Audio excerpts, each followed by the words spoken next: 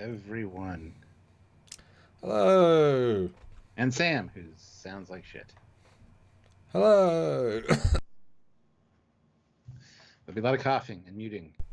Maybe I, for once, can say you're muted. Nice try. I can hear the. Yep. I can hear the squishies. Yeah.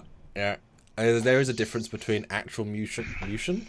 Actual mutation. No, actual muting. And not words. Yes. Yes, I've got a thing. Still got a thing. It was It's funny.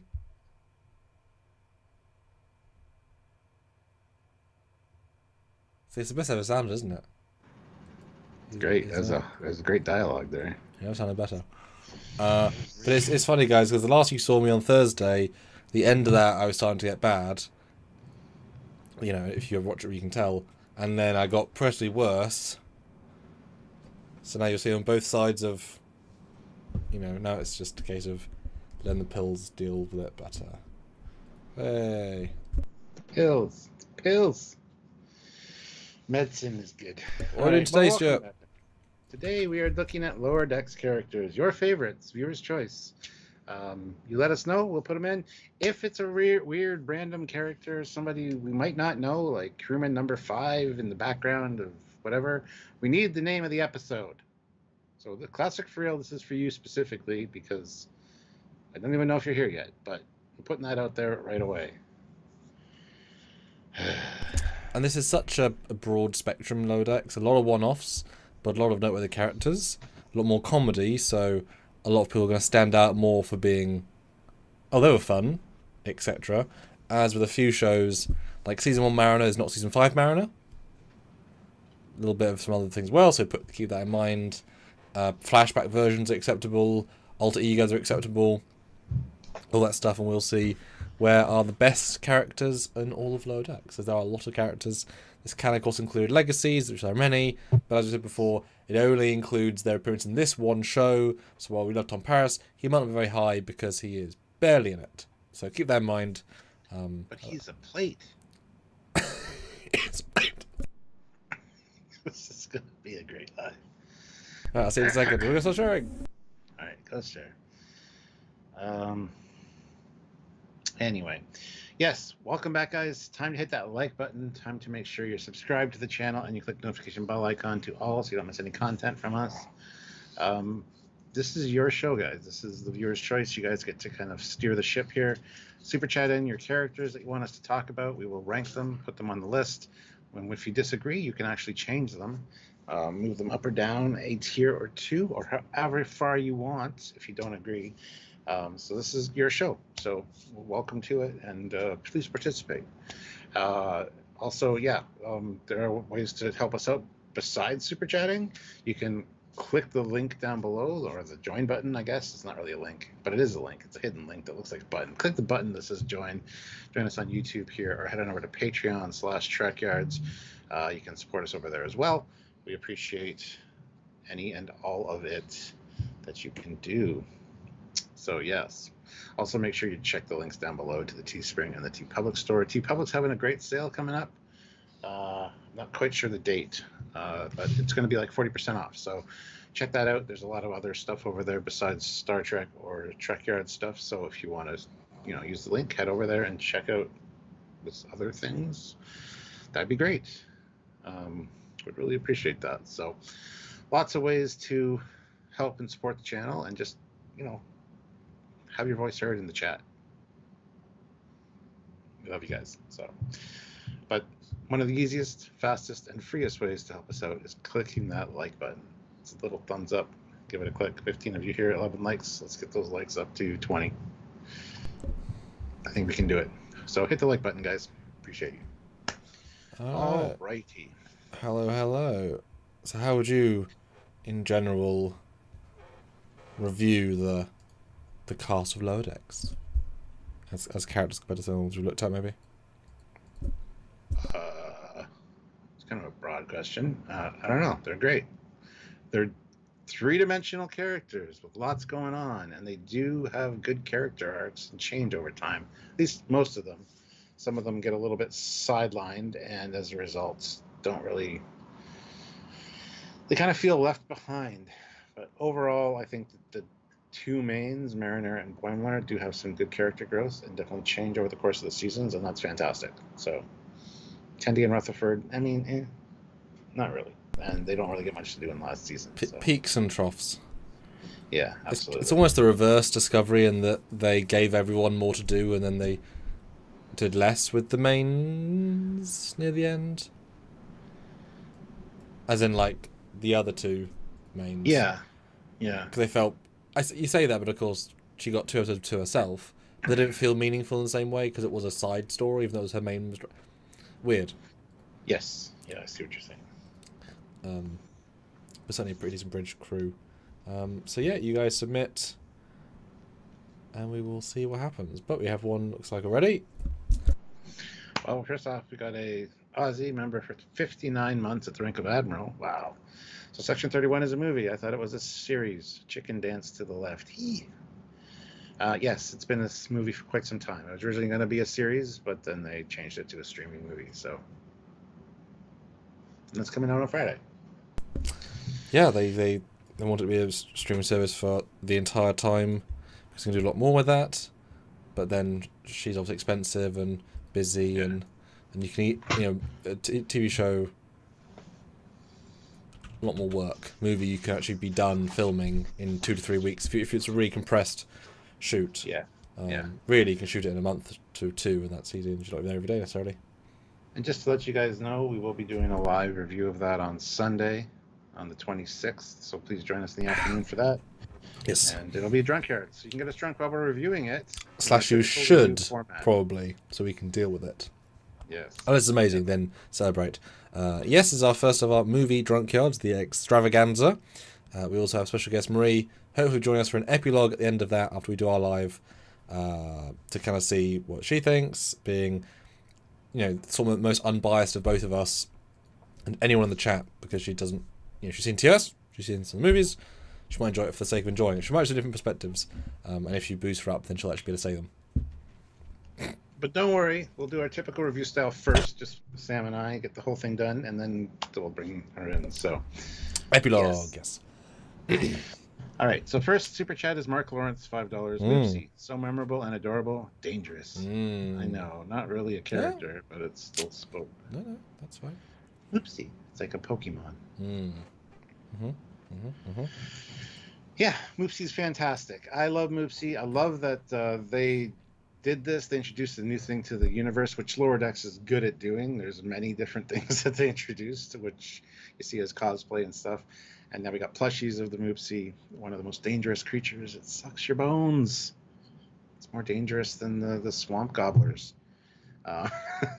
It's great, and it's cute, and it's adorable, and it reminds me of Lola because it's fat with little feet, little legs, and walks funny, and just doesn't do anything.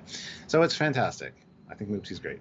As far as the character goes, it definitely kind of got the recognition from the fan base and became a fan favorite. Character is kind of a loose term, though. It's just, it's adorable, but it's not really a character. So, yeah, that's my take on that.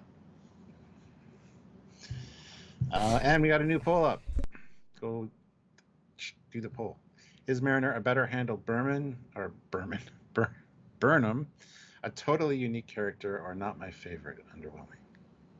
Because we did call her a Burnham version 2 at the start, because she had some of those same traits, just handled better. So I wonder if that's sort of I wouldn't associate her with her now like that, but as a general vibe. What do you guys think? I mean, yeah, Mopsy, I mean, they do such an effective job at giving small things weight when they want to. The fact that this became such an interesting piece is good. It's the sort of primary antagonist of the episode, which helps. The entire counterbalance of being not at all anything and yet everything. Yeah. But it really is interesting because of the way it eats people, right? It's a unique cell of the bones thing, which gives it a vibe. Otherwise, it would just be an evil creature or a creature. Because it's just a dog that eats to survive. It's fine.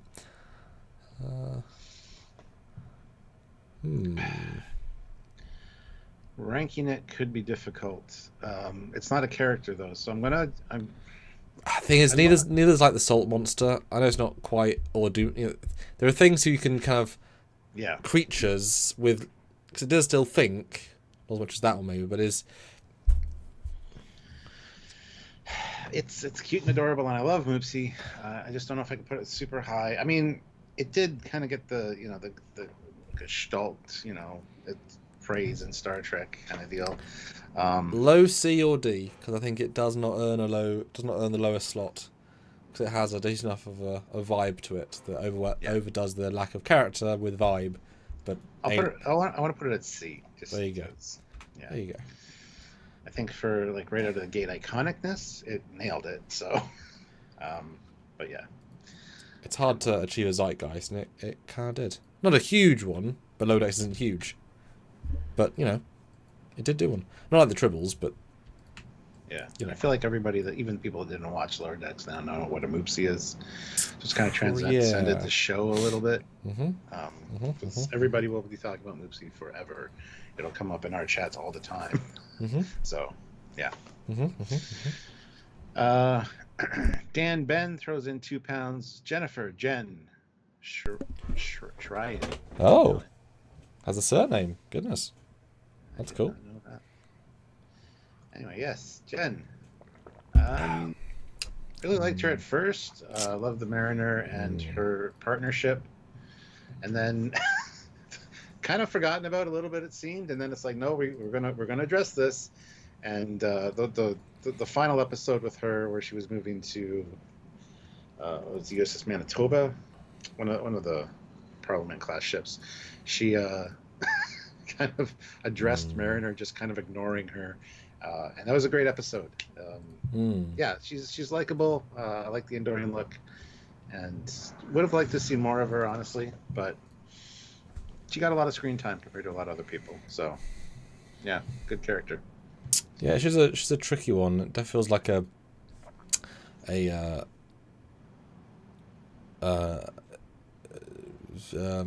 thing where you're a victim.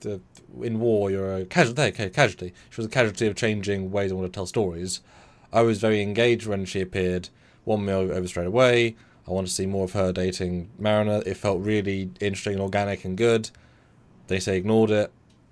Apparently because they broke up. That episode is weird, and it sort of makes her seem a lot worse, in my opinion. All about wanting the bad girl and expect to be good. It devalues everything we saw them have, because it was all fictitious and just them both rebelling, in their own way. So she definitely hurt. They hurt the character of her near the end, significantly, to the point of she didn't feel the same. So I'm kind of torn with great start, mediocre end, which then also makes the whole thing worse.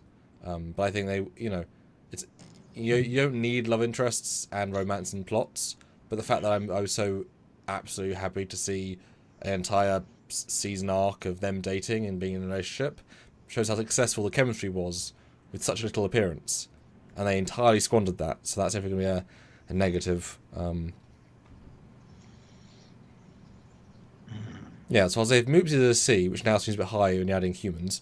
She's not a human; she's an Endorian. So shush you. I mean, at least a B, but I think just because of the missed opportunities, I won't go as high as an A, because there's so many other better characters in general, and should have been better. Yeah, B is fine.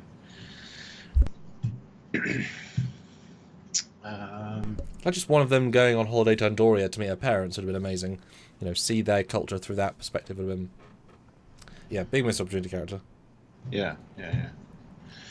All right, next we got Sussy Guru 2000 with €5. Hey, Deborah. Tiana, I'd let her sink her coital hooks into me. Oof. Okay, well then. But now we know. So, Occasion, first seen in the animated series. That was a nice bring over to this series. I love that. A little bit of a rough character around the edges. We do kind of get a quote-unquote softer side of her with her relationship with Shaxs, which is not soft at all. But hey, it is what it is. probably not what you would expect from a doctor in Starfleet, and I think that's kind of the point of the whole show, so that's fine. But again, not much screen time, honestly. There's little jokes here and there in different episodes, but nothing that really focuses specifically on her. I mean, we had her cat scratching post or whatever it was in one episode, but she wasn't really in the episode. So, I think a missed opportunity. They could have used her a little bit more. Again, would have liked to go see her planet, visit her family. Planet covered in kitty litter and sand. Gross. But anyway, I think an interesting standout in the cast, honestly, with her gruffness and her her demeanor is it's odd, and it's definitely not one of the typical characters you would expect from a Star Trek show. And I think that's kind of why she works a little bit here. They went for that gruff McCoy kind of vibe, but like ramped it up to 11. So, yeah, that's my thoughts. Yeah, she's a really tricky one because, I mean, I think undeniably the least served of all the bridge crew. To the point that, not they forgot about her, but it's like, we're going to give her a couple of lines here and there if you're lucky. It's kind of the pecking order of who gets lines. It's the captain, and then it's second in command, and then it's Billups probably, more functional, then it's Shaxs. Yeah. Then down below the Mopsy is no. But when she does come in, the lines are very bold and big, so they're always like there. But I don't feel like I learned really anything about her over the 5 seasons, and nor do they really get any. I guess they did less medical stories than they thought, because you build a crew, you don't know what you're going to tell. So if you have a medical story, guess what she's going to be central. They just didn't do that many medical stories that involve her. They couldn't know that. But so if the actress is, if I was the actress, I'd be thinking, oh, I only had 106 lines in 6 years. Yeah, she didn't. She could have filmed all her lines for the season in like an afternoon, an hour. It's got that kind of vibe. So it's a weird one, and definitely sort of character that you. I moved Mopsy down just for the record. Probably fair. And also, Jean would not let this character slide, because you couldn't be a doctor and this character in Starfleet. I mean, yes, be polite to social styles, but even with that, it's like if you ever tell like you picture the Enterprise Tellarites who are more mean, you wouldn't be able to have that sort of raw meanness on a starship, because it wouldn't function. So they have to learn to be more balanced, a la interpersonal dynamics. Everyone's got to find a balance, right? So the fact that this is her clearly not trying to be balanced, it's hard to believe that she'd be in Starfleet in this way. Yeah. Tricky. So what do you think? What do you think place and score wise? Because I'm kind of torn. I think she's the very definition of a C kind of main character. I think Jen got more than her, so I think I like Jen being at B, because we got to know Jen a little bit better. I feel, and with being one of the main cast, as it were, she definitely didn't have a lot of screen time or lines of dialogues. I guess Jen did more with less, and that, if you guys disagree, I can understand, but I think go with a C, probably a high C for like higher rank, but yeah. I mean, I never saw a story where she was focused on a medical problem specifically. She always kind of had a solution at the end of the episode. I think there was one or two, but the fact that they still feel so small is not a good sign. Yeah, exactly. So the one episode I just remember thinking about was when she, well, if you recall, where Tendi pulls a tricorder out of a holster. I'm like, holsters? What? Because she runs around trying to like de-infect her from something, and she becomes sort of feral. And that was a her episode, but like that's the summary. They just chase around the ship for a bit. That's it. That's all they do, right?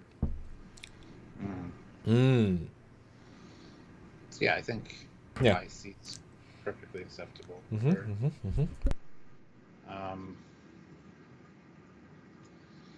All right. Next up, Hi, we've Bradley. got Dan Ben with 2 pounds. Talin, Vulcan female.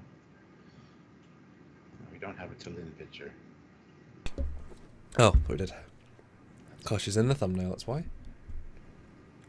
Yes, I know you don't have her in a Starfleet uniform on the thumbnail. I noticed that. I don't.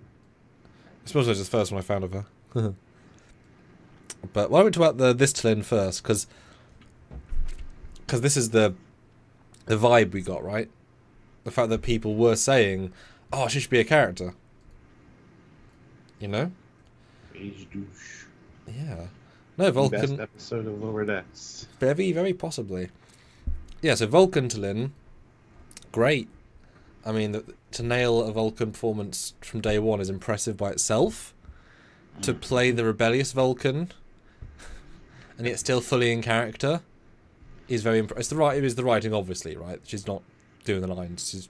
She's performing them based on good direction and such, but she's giving it that, like, you buy it from day one. Mm-hmm.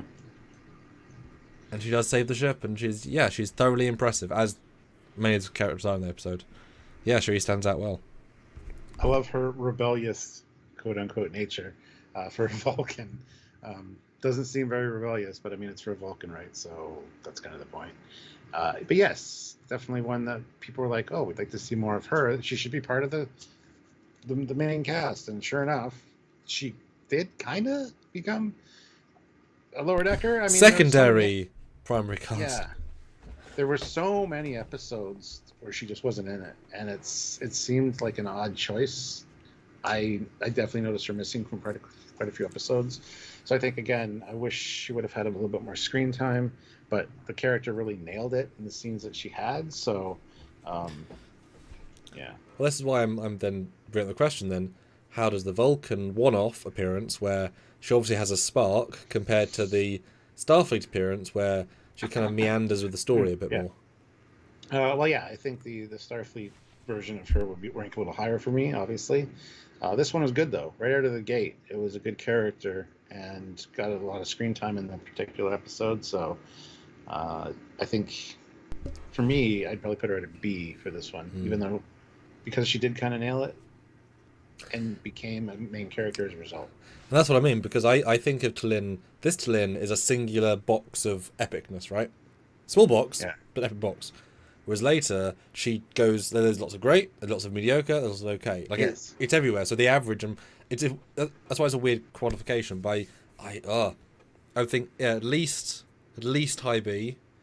And I'd be tempted to say this Talin is a low A, just because she did something special. So would you rank this one above the Starfleet version of Talin? I don't know yet. We haven't got there yet. I'm happy with a high B for this one. I'm either one. It's definitely better than Jen by a significant margin. But am I saying that because I believe it? Don't know. Maybe. Let's find out.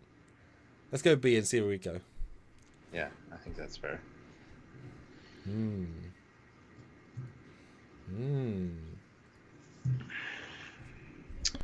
All right, 27 people here, 22 likes. Hit that like button, guys. Super chatting with your characters that you want to see. There are a lot in Lower Decks, and you guys always kind of pull out the ones that we wouldn't necessarily think of. So and we do want the one-off fun ones. Yeah, we want you guys to chime in here. So, and of course, the super chats do. Let's do what we do here. So always important. And by putting a few new pills to you, if you want to grab one in, you can. Well, I feel so lucky and privileged that I'm allowed to. You should. You should. You should.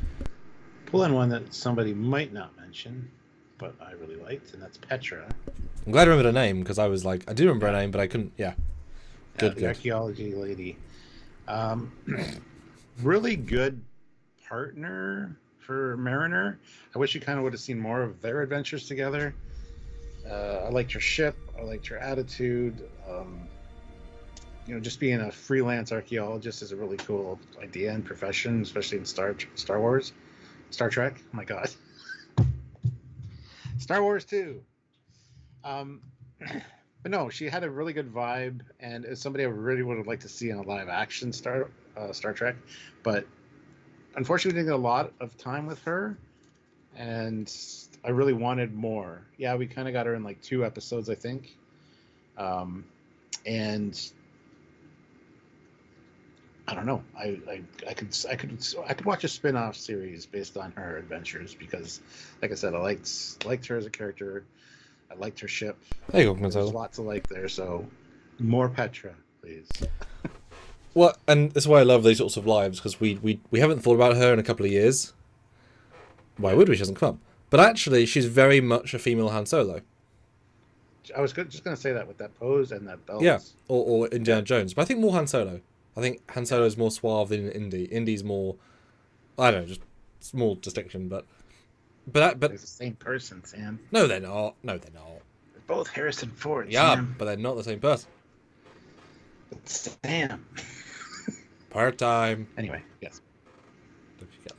But it's interesting because you have so many of these characters exist in media where they try to replicate what a previous legacy character did, not Trek in specific, but in general, and it feels like a carbon copy or a pale imitation. She feels like what about a carbonite copy? Ha! Yes! That was good. Come on. I had to cut you off there because otherwise the joke would have just fizzled out. No, it's great. That was good. It's a me-level joke, and I appreciate it. Because she and Vash are both incredibly different of that style, but both work in their own way successfully without being the vibe of a gender swap, race swap, or whatever swap. So she doesn't feel like she has her own identity, which is why, as you say, and I like she would be. I don't know what her real actor looks like, but imagine having her pop in the live action Tony Newson series. You could absolutely watch a 2-parter where she's off gallivanting, doing archaeology with Mariner. I'd be super engaged, and I would absolutely. I mean, obviously, not the main character, but like, if you have a Lower Decks live action film, which we can do, and have her come in and take them on a journey, you've got that established. It'd be fun. It'd be exciting, right? With the thing which you didn't mention in your spiel, she's sponsored by Admiral Picard, which gives you all. I was going to mention that. Yeah. Gives you all that beautiful like. Well, that's not what she does. She has a moral code that she has to stick to. She just has to pretend to be a bit more freelance than she is because she's fully funded by ships and tech and information. And it's really, tells you everything you need to know about her, who I believe was ex-Starfleet as well. So, a very big character for relatively little time. Yeah. That said, what did she do in her episodes? Or was she just the foil next to them in the booth? Was that her fun? And then at the end of the season, she takes Mariner and becomes a fly hero helper. Does she do anything actually active in the story? Because I don't think they go after anything. That's a good question. So I think she's just there representing the guild and such. And then later on, she's in an episode partially. Yeah. Yeah, no. We just know that Mariner spent quite a bit of time with her between seasons. When she left Starbase 80. Yeah, a couple of months or something like that. Mm-hmm. So my gut is a low A, because I think there's enough potential in the character. She felt pretty 3D, fleshed out from the appearances, ripe to come back and be her own central story. Better performed than Jen, although in different ways. She got more distinct character story motivation. Might not be the highest A, but I think she has a spark that puts her in the upper echelon. Well, yeah, that kind of goes to what I said. I would love to watch a spin-off series about her, her adventures, because there's so much you could do with that, honestly. Gosh, if only she was related. Oh, sorry. So go ahead. No, okay. I was gonna say I wouldn't want to watch a Jen spin-off show. Wouldn't want to watch a Celine spin-off show. Yeah. Like, Mopsy, maybe. You know what I mean? Yes, the Mopsy channel. Just Mopsy with the eyes. But it would be amazing though if she was, if it was revealed, like, and say she came back, right, and they revealed an episode that her dad was Cyrano Jones. Why is that funny, Stuart? It's just funny. Because then she's Dr. Jones. And you could have it in this is Indiana Jones. You know?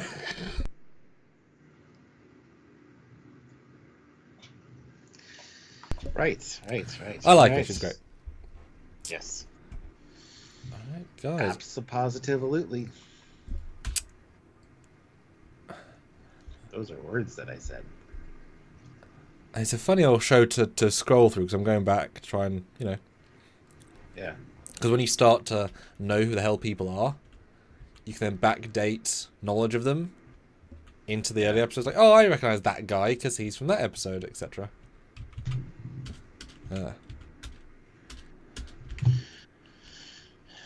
Let's see here. Matt Yarrington, $5. Thank you so much, Matt. William T. Riker. His appearances are everything we want and what we can't seem to get. That is a great shout. Yeah, he's in, 3, I believe. He's the end of season 1, start of season 2, and then the one episode where he's actually doing the Pack-led storyline, which I always forget because, whatever. I don't think he's in another one after that. I think we've passed him. Well, it's just great to see one of our legacy characters make an appearance and have such an important role, and know that they have a ship and that they have their own catchphrase for going to warp, and to see their ready room. Like, we saw a lot of the post Nemesis era Riker, which was great to see. Seeing Marina on the ship as well, or sorry, Troy. No, it was fun, and he definitely had a presence. He came in, he owned every scene pretty much. You just felt the gravitas coming off of him, and it was great. It was fantastic. But it's so odd now, thinking back. While he was excellent, I was very certain that at season 2 they're going to have a co-storyline and have Riker throughout, and they're going to use the advantage of having a fully established, fully brought in, successful end of season to deepen season 2. And then what do? They reversed back into the of the week arc, and they never evolved past that in terms of like not using this very clever Riker, whatever. And so now looking back, he feels like a giant bright spark, and then just left, forgotten, thrown away. When, especially with the other Boimler, he was so successful, and it's like you get legacy back, but he's like the secondary captain, so he feels not quite special, but he is special. Very odd to not bring him back in any meaningful way ever. I don't know why you wouldn't make him, like only regular fun people. Maybe it's too expensive, I don't know, but yeah, so it's really strange. At least we got one proper episode of him with the Pack-led planet and a decent him solo thing. But he definitely should have come in at least once more, and I would have thought more than that. But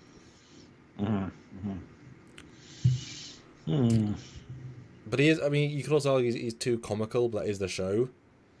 We made loads of jokes based on the stuff. Yeah. But also, we only saw him in that one. Like, yes, he can be silly, but he's on his own ship. There's no danger. He's leaving. He's having a good day.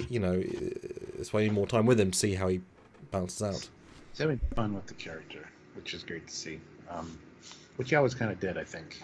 Riker always had that little kind of sparkle in his eye and a little bit of a quip and kind of a humorous vibe too. Oh, by the way, did you know that the Titan shuttles are all named after jazz musicians? No, they're not. I don't know if you've heard that before. No, they're not. Mike confirmed they're all on classic piano people from the 16th century. Pianists. They're named after pianists. Yeah. Perfect. Anyway. Oh,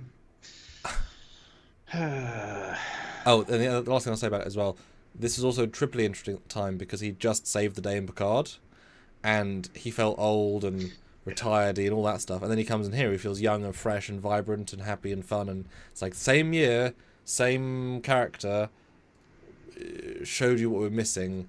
The contrast was striking. But one had lost their son. Well, yes, I know. This is pre-son. Yes, indeed. How would this? How do you think he would have had if you didn't have TNG? Not that I'm saying that we're going to take into account here, but if he was just a character introduced, how would he play, do you think, in this metric without the knowledge? Would have been good. He came in to save the day. He took Boimler under his... he took Transporter Clone Boimler under his wing. He had a strong presence. even if you didn't know who Riker was, he's still another Starfleet captain that just came in and had that power behind him. So that was successful in my opinion. Yeah, I agree. He's daft enough just to own those scenes, but still commanding enough. Yeah. What are you thinking? Because I feel torn on this again. I do too. I don't know. Like I said, he made enough of an impression, even if you didn't know who Riker was. That being said, even though I know who Riker is, and I love that he showed up, by the later seasons, I didn't even think, where's Riker? I kind of want to give him an A. Just for what he adds to the legacy of Riker, and to see what his captaincy would be like. I love seeing his ready room with the records on the wall and stuff like that. Like, it's a nice insight into more of Riker that we knew and loved. But yeah. So I'm between a B and an A, because I think he does better than Jen in terms of he owns the scenery more, but T'Lyn showed a lot more zazz in a one performance than Riker did in a without taking the backing of TNG. And I don't like. I would have me saying I want to see more Riker is more our Riker, not necessarily this Riker. So you'd have to have melded him out a bit to see him more of him. I don't know. Him at a B? Again, I'm torn. There are so many better Lower Decks characters in Lower Decks. Now, is that a sense that we'll get lots of SNAs to come, and he deserves the S or an A, or is a contrast that he should be a B because there are loads of SNAs? I'll let you make final choice on that, because I think I gave both sides. I'll let you decide. While I find the next super chat one. Amount of screen time would lower it a little bit for sure. I'm happy with a B for now, and we'll see where it falls. Yeah. Because we'll have to see. I know there's one or two S's for sure that I can think of. Definitely quite a few A's in my opinion as well. Which you have to give us, as in we can't pick. So, you know. Yeah. So I'll put him at B for now and see where how that feels. Whether it feels icky or pleasurable near the end. I don't know. We'll see. So Dan Ben throws in £2 and says the Cetacean Ops dolphins. Well, there were no dolphins in Cetacean Ops. So well, they were beluga whales. They're not dolphins. So. You fail, sir. But no, Matt and Kamalu, whatever its name was. Cthulhu. They were both great. What? I couldn't differentiate either one of them. I don't know. Well, Matt speaks more, so the one that talks. Matt speaks more? Like a lot? Like one long, incredibly unbroken sentence moving from topic to topic so that no one has a chance to interrupt. It was really quite hypnotic. Yeah, that guy. You do know what I'm referring to, I'm sure. Yeah, the dolphins were great. I mean, the beluga whales were great. Sorry, they're not dolphins. And it was great to see Cetacean Ops, to see what the room is like. I mean, we did see it in Prodigy as well, which is a better one in my opinion. But again, this is the Cerritos. This is a California class ship. It's the smaller version of that. It would be epic. I mean, yeah, and also the Cerritos is a Cali which is like 20 years old. It's a TNG era ship. The Voyage A is a brand new post Nemesis ship. Yeah. I mean, but super different comparative. Yeah. We still need to see Cetacean Ops on a Galaxy class at some point, because they're in the blueprints. There were concept drawings. I want to see that shit. Anyway, it was great to see this. Love their names. One's a very Hawaiian name, Kamulu, and the other was Matt. I mean, they were fun. Got a pretty good amount of screen time, but not really at the same time. They're kind of sprinkled throughout. And well, they were an example of a nice surprise character. It's like, bam, yeah. Oh hey, good to see you, and then they were left. But it was always a nice surprise. Which makes me wonder if I should put them at C or D, because it's more than Mopsy, but there's something around Mopsy that everybody just loves. These guys, we kind of got to know them a little bit. They kind of bickered back and forth all the time. They had parties and Cetacean Ops all the times, apparently. but did we get more of Tiana? We kind of got the same amount, not really, but we kind of learned more about Tiana. So, go ahead. So I'm gonna do the reverse. I think C, because, and I guess you kind of include the two together, but like no. But because almost every time they're used for a very specific reason, meaning plot, or a specific, well, we can go anywhere. Let's go to Cetacean Ops, have a bit of fun with it, and they have good one-liners. There's always no, for the sake of it, bits with them. Whereas Tiana, she's in a lot more one-line moments, and a lot of them don't hit. Because she's just kind of there in the room. So they have a lot more success rate in their scenes than she does, because there's less scenes, right? They featured right at the end with the green stuff, which was a really great thing in Station Ops. That was great. And the fact they clearly have sex parties and get weird with everybody, and that's all fun subtext like the whole run. It's all fun. So I think a solid C, in very different reason, Tiana, but I think they deserve some strong respect, because they're a very... I mean, come on, they're fucking... Well, they're fucking... But they're dolphins in Starfleet uniform, and we accept them as real characters. Or whales, whichever one. Sorry. Yeah. Fine, swap myself out. But yeah, consider that for a second. They did it.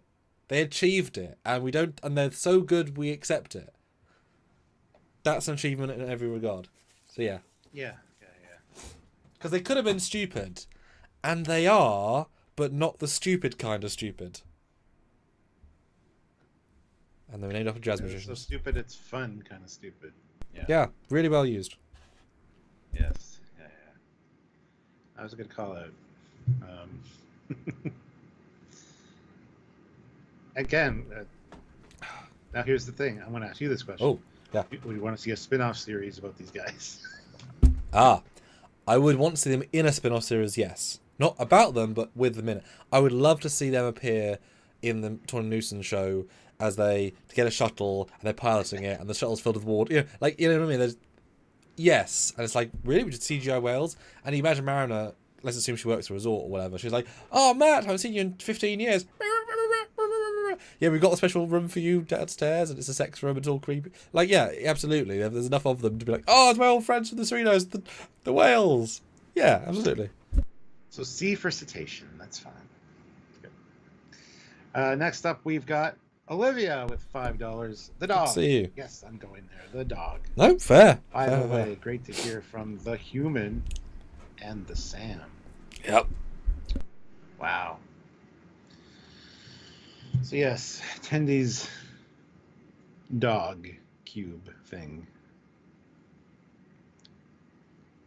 I mean, it's a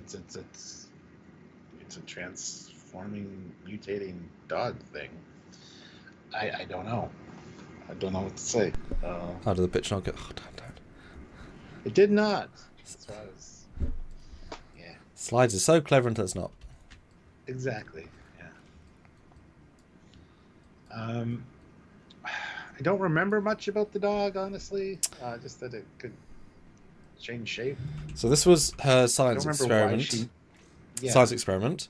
She just did extra credit to prove she could. This is one of her first like big medical I'm good at what I do things, where she took a dog and genetically modified it. Turns out she made it an amazing specimen of everything. And this is the episode where Boimler accidentally gets out of phase with a giant noise and has to go to the hospital ship and then mutinies, then goes to the planet, and the Tendi drops the dog off at the planet to get cured to be there. When the dog doesn't make a return, but there's a picture of the dog or something. All throughout, in her quarters and on the Orion ship, yeah, all everywhere, just not whatever. And it does speak at the end, so it is a character. What does it say? I don't remember that. So like, thank you, Tendi. Thank you for being nice to me. Goodbye. And then flies. Yes. Yeah, it just ups the stakes. Be like, oh, you can talk the whole time.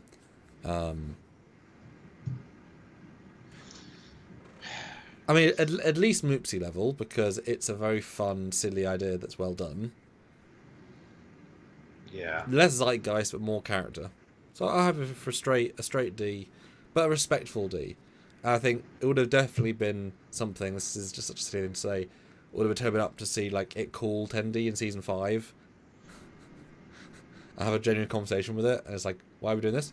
Call back. It's like, okay. Yep. I see a trend with D. Anyway, Sussy Guru 2000. Although, can anybody here submit an F that they think would be an F? Because Lower Deck. Well, that's what I mean. Because this is like we've not even got really close to an F. So I wonder, can anyone put in a what do you think will go F? I wonder. Sussy Guru 2000 throws in €10. AGIMUS and Peanut Hamper. Well, let's talk about them separately.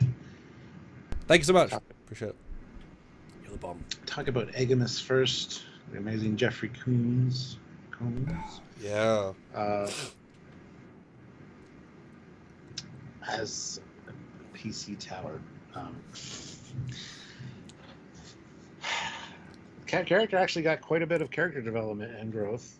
Went from, being essentially a megalomaniac computer or artificial intelligence to falling in love, which we'll get to that.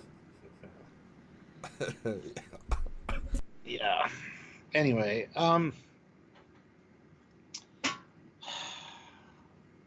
just bring Jeffrey back as anybody is great. I mean, he's everybody, so why not? I'm surprised they kind of underused him in Lower Decks, in my opinion. But he's got that voice that does sound like it fits this character, and that's fantastic. I don't have much to say about AGIMUS. I think he's all right. He's all right. I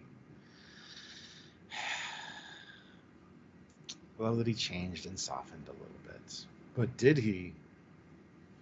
I really wanted to see a team up with him and like Badgey, and could have had some really fun stuff there. But anyway.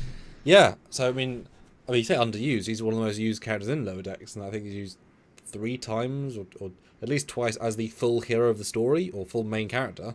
As in, the story is fully about him. The first time is about him being captured by Boimler, and then spending the whole episode trying to mind fuck Boimler, Mariner, and then almost escaping at the end. The whole second episode, Peanut Hamper falling in love and then being betrayed and then going and living with her parents. And he's like one of the primary things in both. The point of everyone just gets all the Tendi and Rutherford screen time both times. That's true. And a talky character because he can't do anything, so a lot of dialogue. I love the fact that Jeffrey Combs is not playing even close to Brunt or Wayoon or the other one who I can't remember. There's a third famous character though you always think of. Brunt, Wayoon, and Tran. Tran, thank you. Yeah. Not at all. There's nothing of those in AGIMUS. So super different character, shows his range, cool. Having invented a new AI called Gratthar in the Trek shorts, we're not basing it off this guy specifically, just the fact that this opened a whole new genre of AI evil boxes that Starfleet has. There's a giant warehouse filled with them, and it opens up so many questions. And I've used some of them, and it's a really fun playground to play in because, as we see in the episode, AGIMUS was built, and then could create robots, flying robots of death, took over an entire planet without arms, at least active arms, and then was a Lord Ruler of Chaos, and then got overthrown, and then buried, and then blah, and did it a second time with Boimler, and he was okay with it, which was really stupid to watch, because it's like, nope. He's a box. The fact there's so many of them shows that it's a thing that just happens sometimes. Yeah, it worked. It worked really well, and it's definitely a TOS reference of the idea that you can have that sort of joke, but taken to an extreme. For me, AGIMUS is a straight S. I think he's one of the best characters in Lower Decks. To go from true villain to true chaos to nice guy at the end, and just the dialogue is rich, properly rich, compared to most other characters. So yeah, first S for me. Well, the amount of character arc that he displays over the course of the episodes he's in is fantastic. Better than anything that anybody got in Discovery. So. But also, it's what Badgey could never do, because Badgey's too comical. But it's a similar tale, abstract AI, whatever. But this is done for me much better with absolutely infinite continuing stories. You could have them be evil again because of revenge, or evil because of loss, or so many different fun to have there. And now Peanut Hamper, who I absolutely despise this character, but that's fine. I still think Peanut Hamper deserves an S because kind of going on the same point you did. Wow, look at you, Stuart. Oh. I know, I hate Peanut Hamper, but honestly, is there a character growth? Kind of, maybe a little bit. She's evil, like to the core, to the point of like falling in love with the Birdman and breaking his heart, and she just doesn't care. But then she cares about AGIMUS. The fact that she can instill such like hatred in me says something. And the stupidest name imaginable in the world, if you had told me 5-10 years ago that there would be a character in Star Trek called Peanut Hamper, I would have told you were nuts. Like peanut nuts, get it? Anyway, but they made it work. An exocomp as a Starfleet officer. Perfect. And to tie into TNG like that and carry on the exocomp thing and her relationships with her parents, her dad, and all that. There's a lot to the character. It's a lot of backstory, a lot of development, and I think well acted, voice actor wise. I think there was a good dialogue written for her. I don't know. I just, as much as I dislike Peanut Hamper, I still think she's probably an S character for Lower Decks because of the time they put into her and the stories that they had her included in. So three stories. The Packlet one, which means obviously stands out. It's one of the best episodes. Yeah. It does make sense to be Starfleet, and that's, the boldness, the bravery of doing that is so wonderful, and that's what Lower Decks was such a powerful thing for us at the start, because they did these really inspired, respectful canon choices. It wasn't Ace Comfort version 3, it was just the silly TNG box, faithfully done, moving on, right? Perfect. Yeah, and you're right, knowing the full arc, even more satisfying, and I like her episode exclusively. It's such a weird, incredible art piece of craziness. And then, at the end with AGIMUS is a really interesting piece, and then, not wanting to be evil, and then going home to parents, and really, really fun. Yeah. I was probably going to go an A, but I'm happy to go S just because, that screen time and dialogue. I mean, that one episode where she's the star of the whole thing gets more dialogue than Tendi and Rutherford do in 2 seasons. It's Lower Decks Dances with Wolves. Yes. Yeah. Yeah. Our main cast isn't even in the episode till the end, so yeah. Carries an episode, and that's pretty cool. Crazy. Total. Hashtag I still hate Peanut Hamper. And yet you're saying it again and again and again.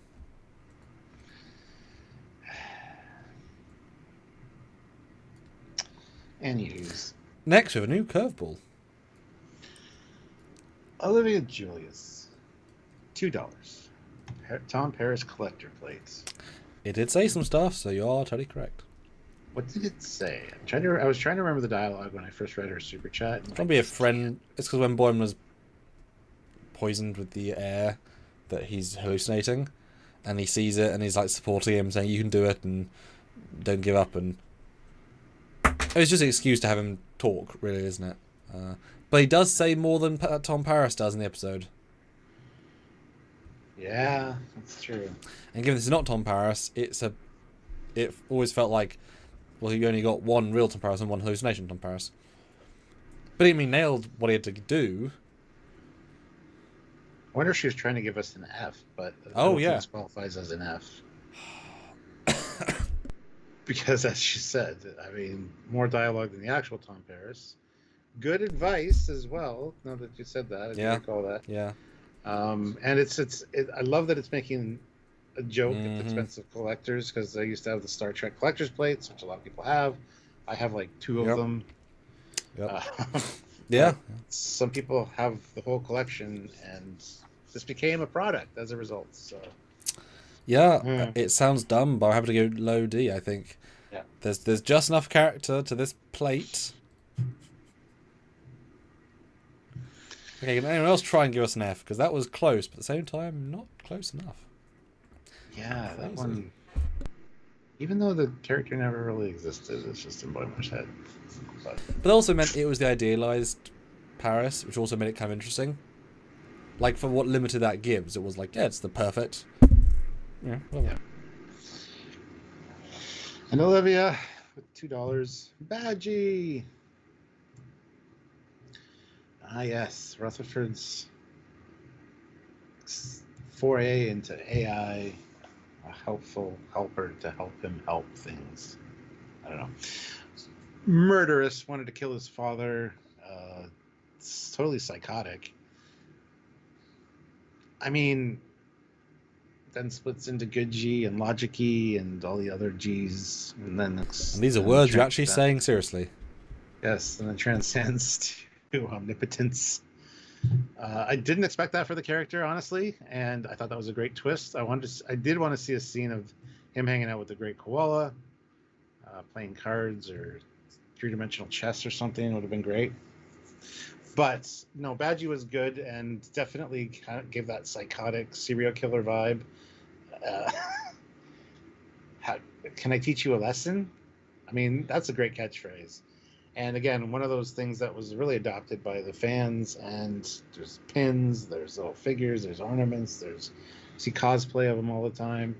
It's definitely one of those interesting characters that only Lower Decks could do, let's be honest, but has become, it's the very symbol of Starfleet. It's the Delta, for crying out loud. Like, again, tell me this 5 years ago that there'd be a character named Badgey that's shaped like a Delta. I would have thought you were nuts. But he's based on the little paperclip guy from Windows, Clippy. And I think they did a fantastic job again. So yes, something that, again, this is also one that I think if you're not a Lower Decks fan, you still know about and have kind of got the story from other people. So you know about Badgey. You may not know exactly what he did and how evil and sinister he looked doing it. Because honestly, some of the animations for him were creepy as hell, where he's trying to kill Rutherford. And definitely gives a psychotic vibe. So being able to kind of jump out of the pages of Lower Decks and become a thing that's known by all Star Trek fans, which, I mean, there's probably some that don't know who he is or don't care, but it's one of those ones that's so visually iconic that you can't help but know about it because it's everywhere and you're like, what's that? Somebody tells you and you're like, oh, okay. Same with the Mopsy. A lot of people are like, what the hell is this thing? Although Badgey is definitely Trek, Mopsy could be any race, any sci-fi.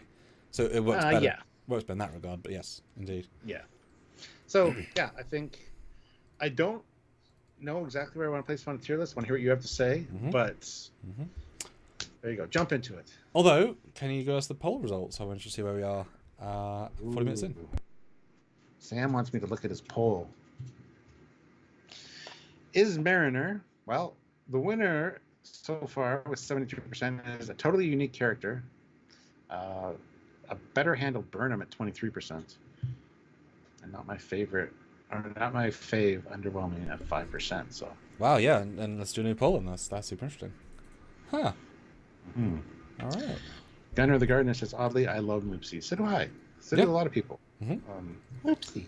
It's the art of the simplicity. It just works. Yeah. I have my own pet Mopsy down here. My fat pug Lola looks just and walks just like Mopsy, and it just is dangerous. Surprised Sam survived his visit. Anyway, I think it's over exposure bias. There's been way more Badgey than Mopsy. Yeah, well, Badgey's a much more complex character that was revisited a few times. Mopsy is just Mopsy. It's just a creature that's cute and says Mopsy. It is the Star Trek Pokemon. All it says is its name, and then it drinks your bones. So. All right, new poll is up. Are you going to join our Section 31 Drunk Yards review this Sunday, which will be about 3 hours, because it is a movie and we're doing it in our typical review style. So you guys can jump in and have us drink while we're watching, while we're reviewing it, which should be interesting. But the choices are yes, sorry I can't, or sorry don't want to. No offense. That's nicely worded. Okay. So my Badgey. Obviously, this is my peanut hamper. Not quite as dramatic as your peanut hamper, but Badgey is innately annoying and does annoy me more than I like. Luckily, the arc ended satisfactorily. Therefore, this feels like a nice closure to the overall, versus just being a very one-note, one-dimensional start. So luckily evolved. And evolve's part of it, right? All these things need journeys, and therefore the journey's good. And the last episode where they almost kill the universe is pretty bold and pretty daft and pretty interesting. And daft. But you know what? Yeah. To make a good G and bad G and logic is just, again, dumb, interesting. And the fact we have good G wander around in many episodes just in the background with no fanfare, just there, is now sweet. There's no sense they're going to go evil or whatever. It's just a nice thing to see. So Badgey is definitely, I mean, it's the lowest common denominator, or lowest hanging fruit of, look, the Delta, the thing that we literally can't over copyright. We own this, you know? Let's make it into a character. I've always been obnoxiously annoyed about them putting on everything, on towels, on boxes, on shoes. It's like, stop. You don't need a Delta on a knife or a pen. Stop. This guy kind of symbolises their love of everything Delta. It's like, oh, fine. But also, like I said, the Clippy analogy is what makes it funny in a meta sense. So, I mean, I'm sure you want to put him in S. I wouldn't put him in S personally, probably, but that's personal preference. But if you look at the amount of zeitgeist, he should probably be an S along with the other two for different reasons. Yeah, and the reason he's on everything is because even if you're not a Lower Decks fan, he kind of appeals to you because he's a cute character of a Delta, and you're a Star Trek fan. You don't know maybe that he's psychotic and going to kill you. So that's why it's put on everything, because it'll sell. So I get the overexposure stuff of the character, but a lot of the merchandise they put him on it's pretty cool stuff. Mm-hmm. Let's be honest. It's a good mascot for Star Trek. So, anyway. All right, what is next? Olivia throws in $5. The Endogan, the creepy guy who takes Boimler, Tendi, and the dog to the farm. Oh, yes, it was great seeing another Endogan. Again, character that was introduced in the animated series, so brought back in an animated form was great. Of course, we talked about Lieutenant Eric's from the animated series. This guy is not him, but sufficiently creepy and a mystery ship full of medical oddities. Interesting idea. But to see this three-legged, three-armed creature again was great.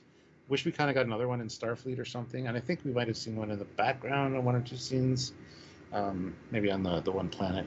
Maybe not. Anyway, it's just great to bring them back and to acknowledge the animated series as canon was great. So, and yeah, sufficiently creepy, kind of Vincent Price type vibe to the character.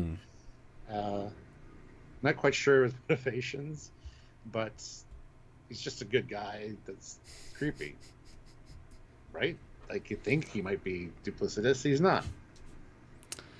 Yeah, this is a great example of subverting expectations. You can do it right sometimes. Yeah, and using a canon race to add oomph to it. Could have been absolutely anything, and this was fun, as was the third arm was useful in the episode. Yeah, you know, into vortex hospital ship with zero issues, but everything about it makes you think there is. And then we go to another pleasure planet, holiday spa. Yeah, this episode really benefits from knowing the story, like remembering how you felt, but then remembering the twist. Makes it all just feel bigger and lighter. And he's damn memorable. For what is relatively a small scene, that episode is very, is unique. Really, really unique. And the fact that, doubles down on the Federation ideals of course we're not going to hire Frankenstein to do experiments on people and haven't been... Well, no, of course, it's just, just not every alien has a pleasant face that everyone wants to look at and blah, blah, blah. It's fine. Yeah. Would have been lovely to come back. I mean, he was absolutely begging to come back and deal with Tiana on some special mission. Yeah. I would like to see him turn up on Starbase 80, honestly. Well, weren't Cations also animated series? Yeah, they were. Yeah. So that would be two alien races from the animated series working together.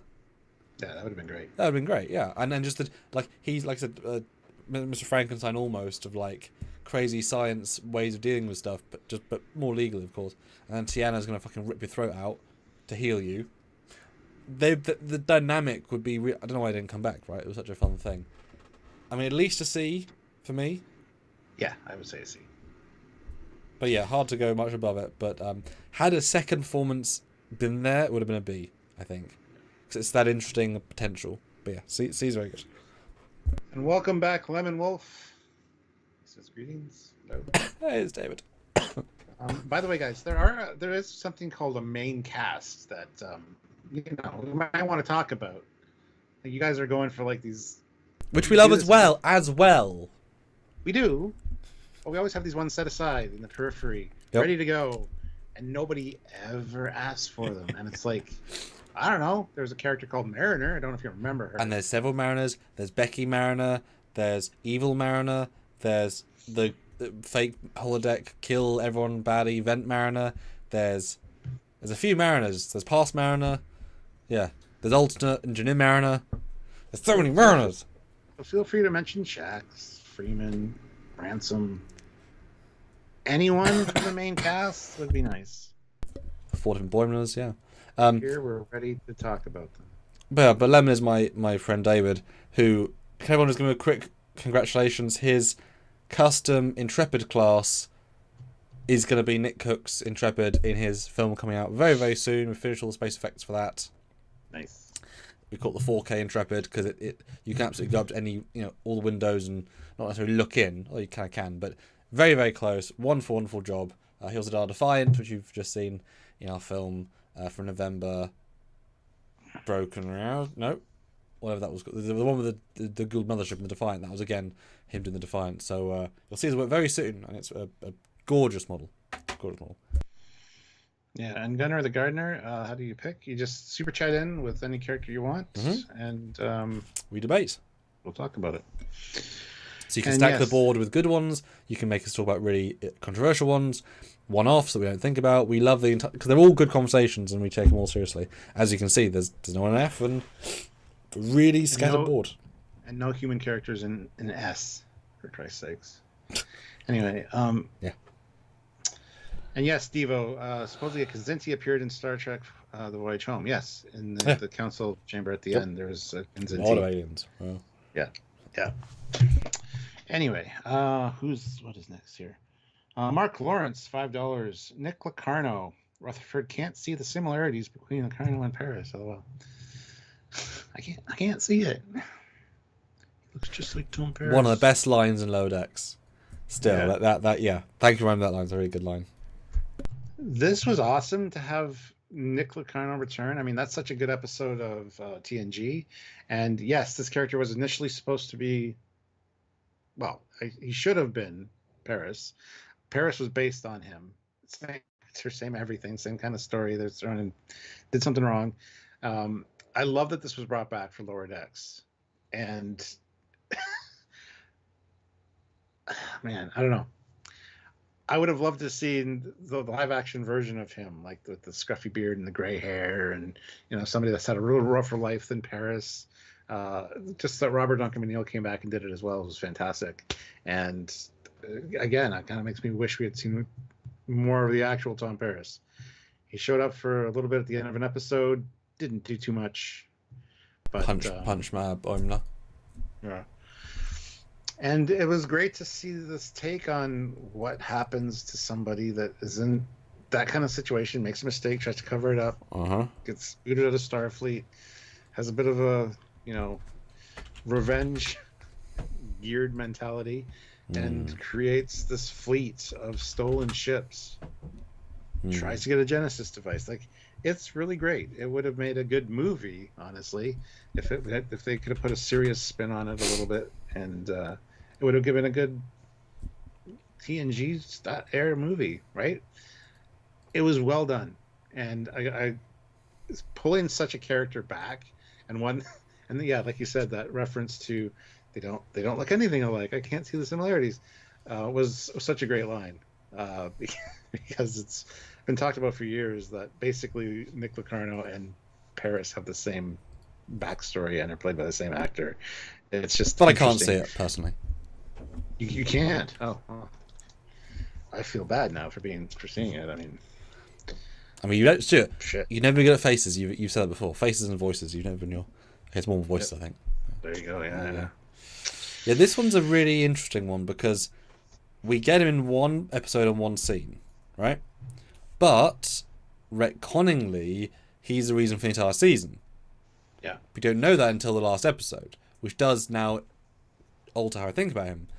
Mr. Go-Getter, my goodness, went from having obviously getting to the academy at the time was very difficult. So he obviously, we often debate how in later Trek the standards are much lower because wars kill so many people. They've got to be whatever. But we know the standards to get in during TNG because that's how Wesley got in. So he is absolutely the best of one of the best, right? So clearly, after he gets he throws himself out, he leaves. Him wanting his team and to help people, forms as this unit, invents the ship, very cool, etc. Gets binars, gets really, really cool. All that's a fun idea, right? He has a lot of dialogue, he gets some good scenes. He does go into just villain mode for a bit, but I get it, it's fine. And Robbie's great in it. He doesn't feel like Paris, which is wonderful because he's not Paris. But also he's not necessarily there to feel like Locarno either, because who was Locarno? He was a young whippersnapper, bend the rule kind of guy. So the fact that he managed to do both, not feel like one, not feel like the other, but be recognised as Locarno is a testament. I do think, and I've said this many a time, and I think I'll say for more years to come, had they specifically said, had they shown him in episode 1 and made it not a secret but a building up of story, would have been better. Because you could have seen him do more, and then to reveal at the end. That's just me.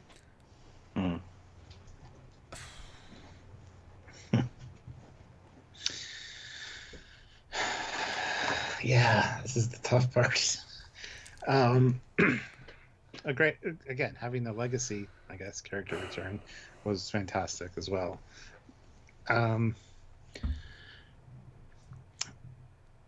I kind of want to put him at A.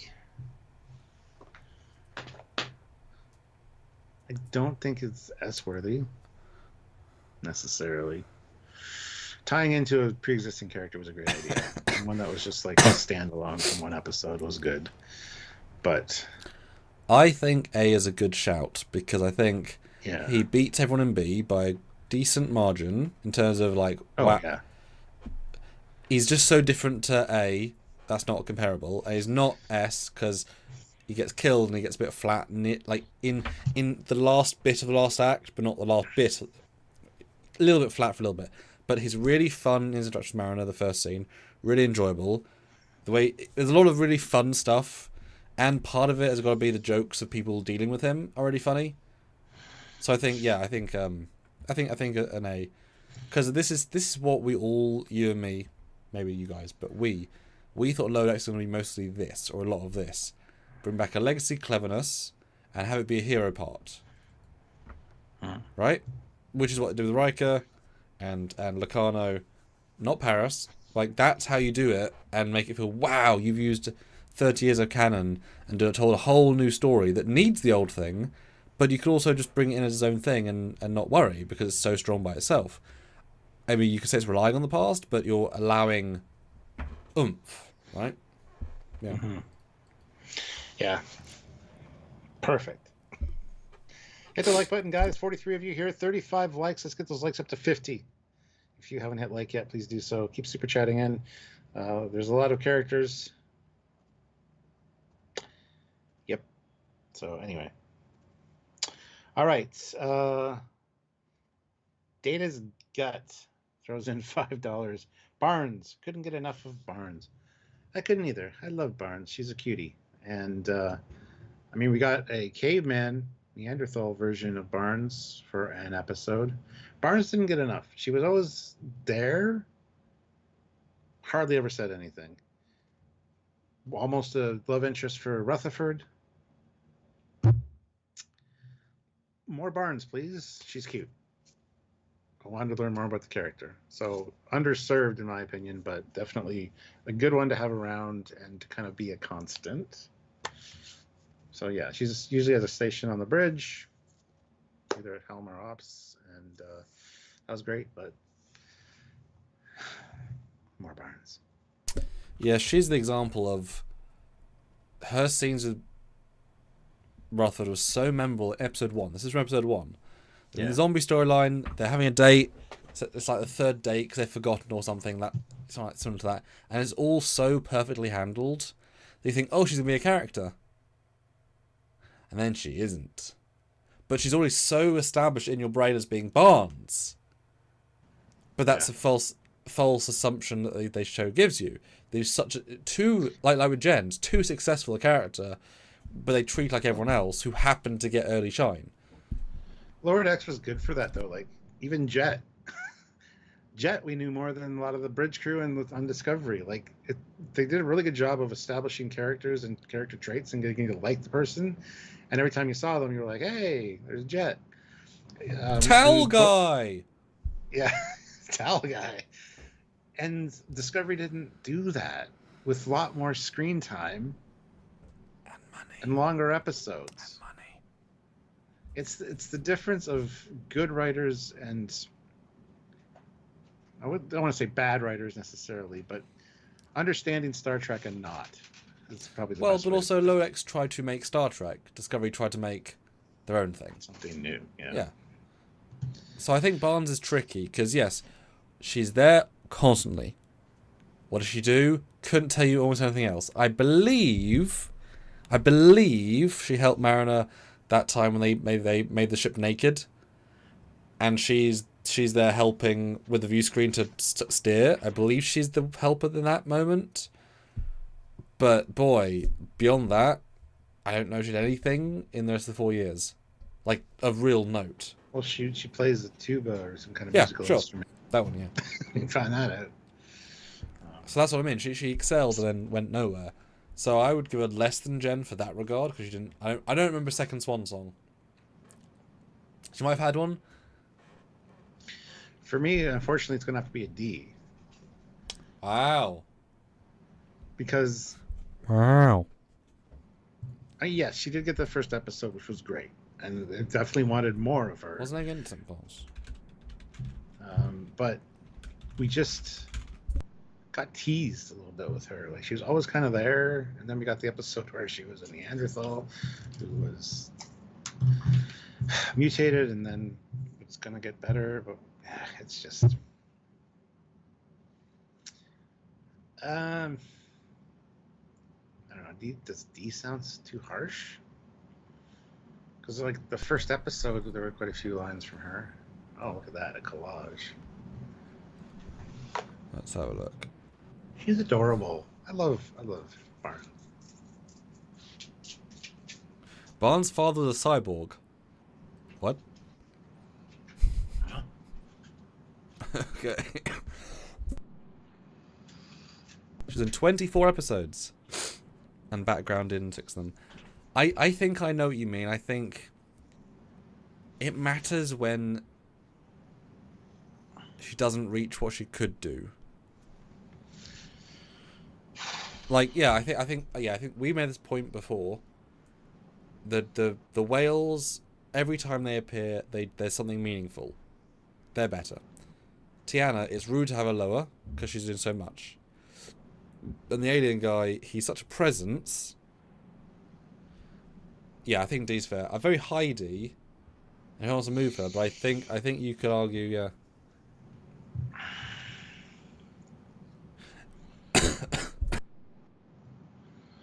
Because there are other characters that got early resonation, like Jet, like you said, Stevens, right?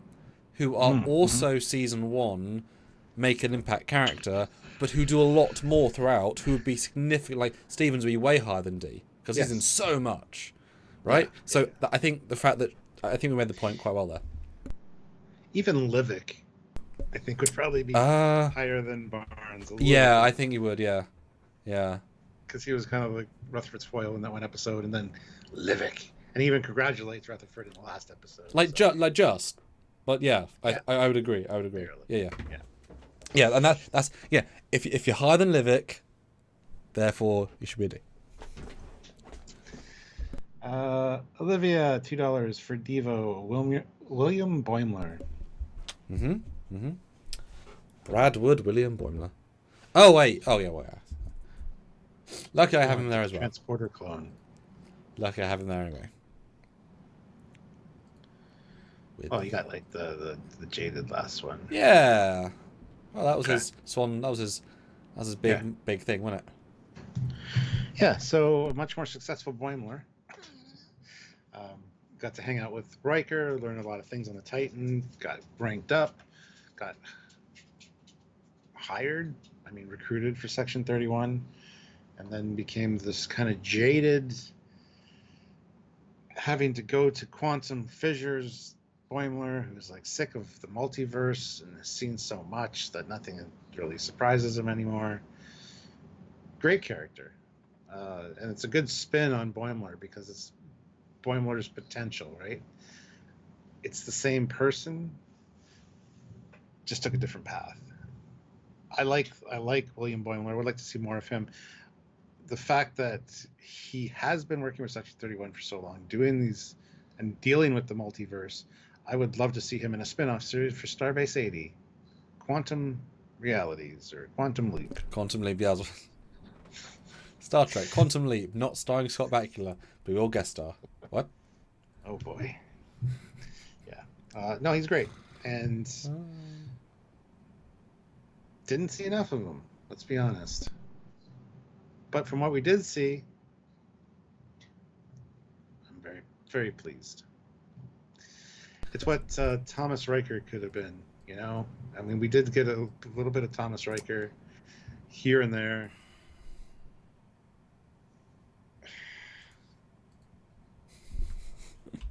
Yeah, I like William Boimler. Yeah, I mean, thank fuck he came back. You know, like the biggest left plot thread of the whole thing. When you think about the implications of what they could do, and what do? They do a giant epic thing. Oof, you know, crazy.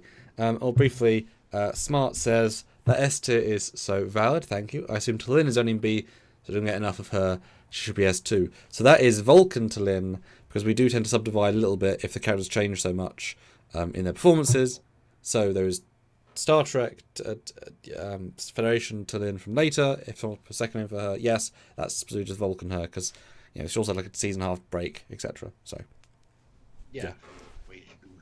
Exactly. Yeah, William in Hell. Talk about the path not taken and actually just taken. And unlike most versions of Trek, he is just the same person. There's no special abilities, no more experience, no magic pad that let him cheat. The exact same guy to the T, and then just stayed on a better ship with a better person to help, and then got, for some reason, taken by an organisation to do something secretive, and then, I mean, I don't know why he was chosen. We just still a hugely undeveloped plot line. Where was the real captain? Because he's not be a captain at 26 of a secret mission like this. You're not, so therefore his captain probably died and blah blah blah, whatever, right? Whatever. But yeah, really well acted. Hard to keep the hope, but still has it. Is he better than Brad Wood? Well, he's less ditzy. He had to develop past that, and so that's fun. The fact that you can kind of believe as a captain is impressive as all hell, because same guy, which also kind of points out that possibly in fictional TV series based on 60s TV shows, if you treat somebody and force them in a situation doing bigger things, they have to grow up quicker. That one Brad can yell, run away at the chance of intergalactic destruction. This Brad bloody does everything we saw in the episode and doesn't really break once. Same guy, same age, same everything, right? Mm-hmm. And yet, so it's a good character study.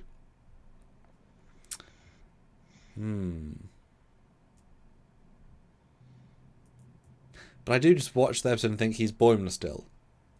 I don't look at him and think he's that different. Same with Thomas, right? It's the same. That's good though. It is. But then I'm only going to be a judge him based on one appearance, because he is, you know what I mean? Like, there's only a bit of him fresh. I don't know. What do you think?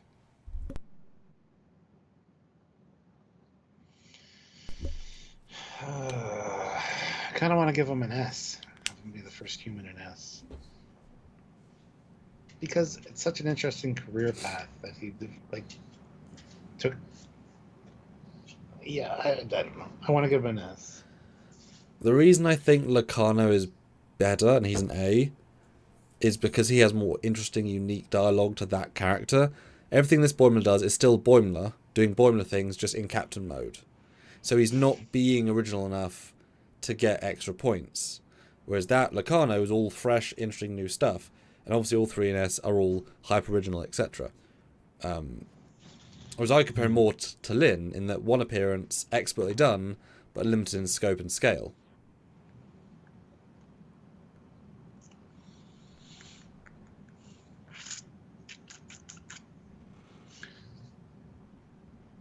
Cool. You place him.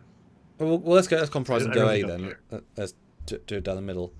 So I'm wondering how that same argument would go more Mariner, because Engineer Mariner was really fun, but because she was doing things that other Mariner wouldn't do, so it was a bit, a bit more of the sidestep of difference, I think if Brad had one more appearance, a meaningful appearance, something else on Titan. I know I always harp on about Titan, but something else. To go from where we saw and then that is like, oh, okay. At least it wasn't evil. That's the main thing. Yes. I'm fine with an A as a compromise. I see what you mean, though. Like, you made me kind of second guess myself. Because you're right, in terms of like amazing performance and episode owning, he's an S, but he's just doing Boimler captain stuff. And so I think as characters. Yeah.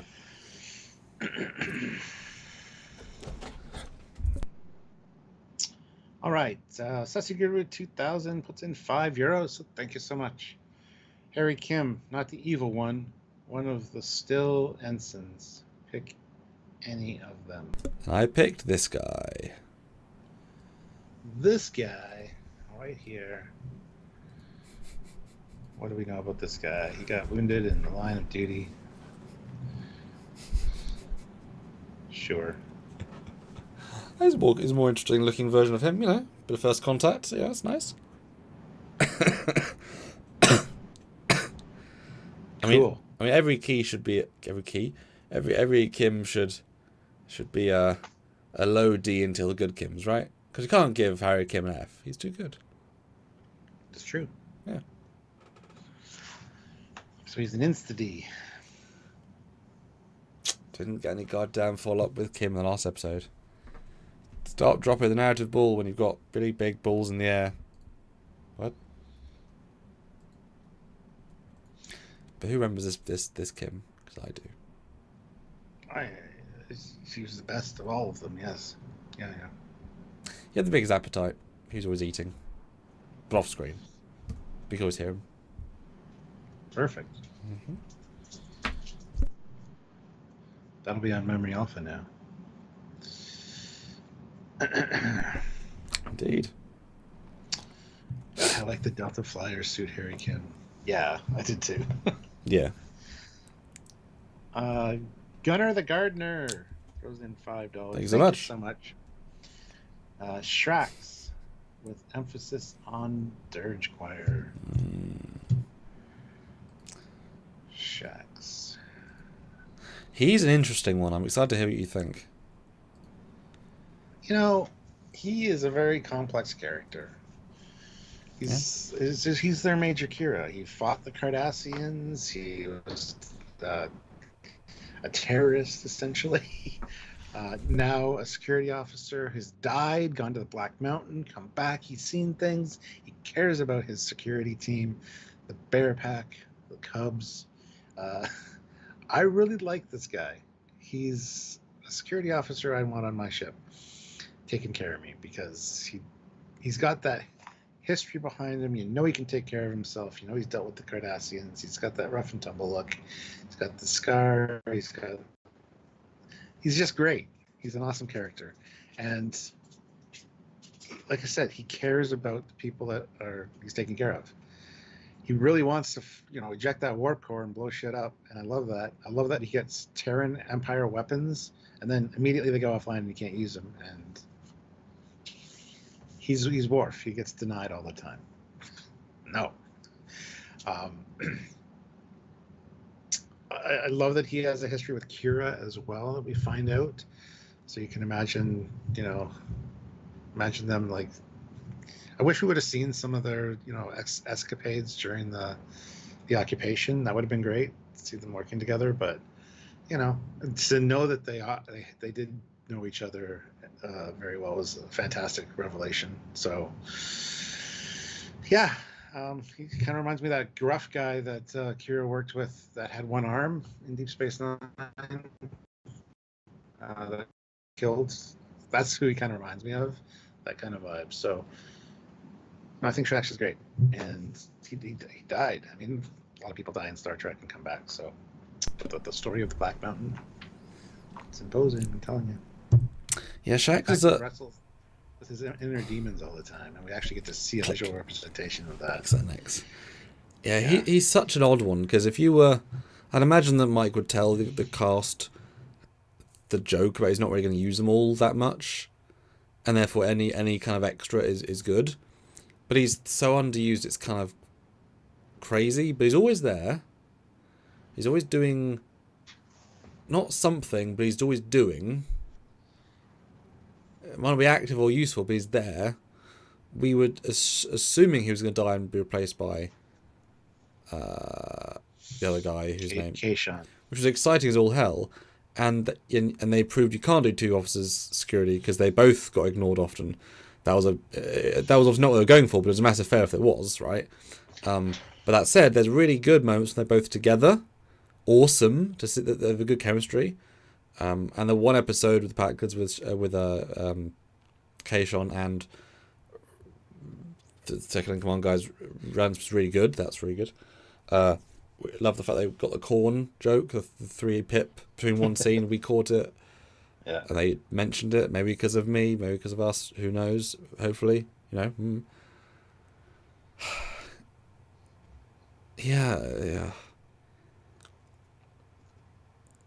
He's the most flat character in terms of backstory, right? The most energetically powerful and yet summarizable in one sentence. He's an old war veteran who's PTSD. Okay? That's it, Yeah. But then you have the stuff with Tiana, which is always gross and effective.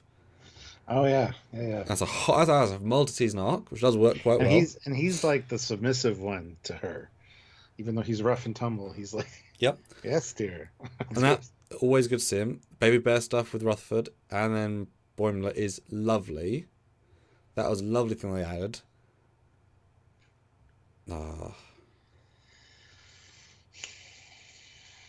But he could have done with more, obviously. Oh, absolutely, yes. Where are you thinking? Because I feel like I have a place, but where are you thinking?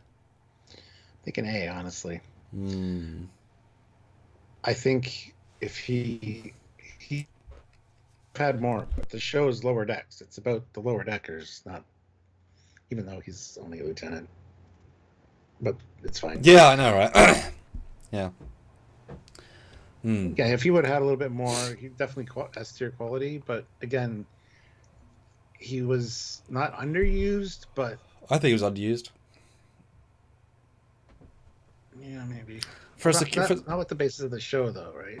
No, but it's supposed to focus on the ensigns. But they used the captain appropriately. She was used enough, and Ransom basically used enough. So, because I was thinking high B, but I can dip into A and agree with you because of what I said about the baby bear thing.